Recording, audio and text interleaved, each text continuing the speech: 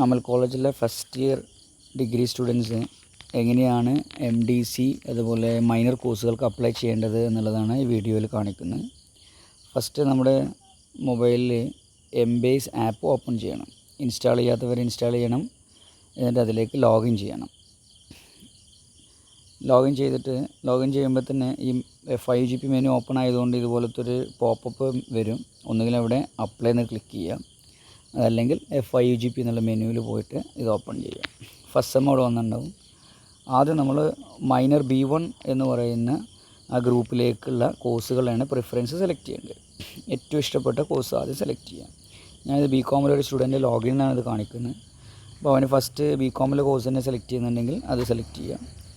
Second അവൻ എക്കണോമിക്സിലാണെങ്കിൽ അത് select ചെയ്യാം.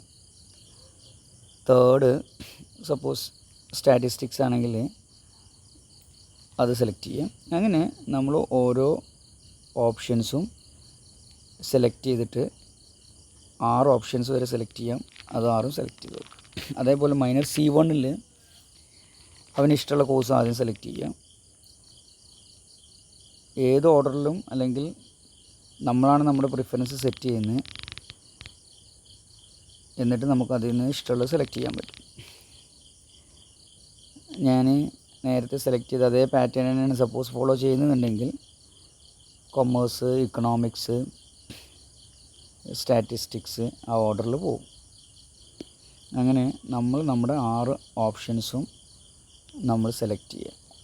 ഓരോ ഓപ്ഷനും കൃത്യമായി ആലോചിച്ചിട്ട് വേണം സെലക്ട് ചെയ്യാൻ. കാരണം ഒന്നാമത്തെ ഓപ്ഷൻ നമുക്ക് കിട്ടിയില്ലെങ്കിൽ രണ്ടാമത്താണ് പരിഗണിക്കുക, രണ്ടാമത്തെ കിട്ടിയില്ലെങ്കിൽ മൂന്നാമത്താണ് പരിഗണിക്കുക, അങ്ങനെ 5ഉം കിട്ടിയില്ലെങ്കിൽ 6മത്തായിരിക്കും പരിഗണിക്കുക. കമ്പാരിറ്റീവ്ലി ഓരോ ഡിപ്പാർട്ട്മെൻറ്റ് സീറ്റുകൾ ലിമിറ്റഡ് ആയതുകൊണ്ട് നമ്മളെല്ലാ ഓപ്ഷനും കൃത്യമായിട്ട് സെലക്ട് ചെയ്യണം.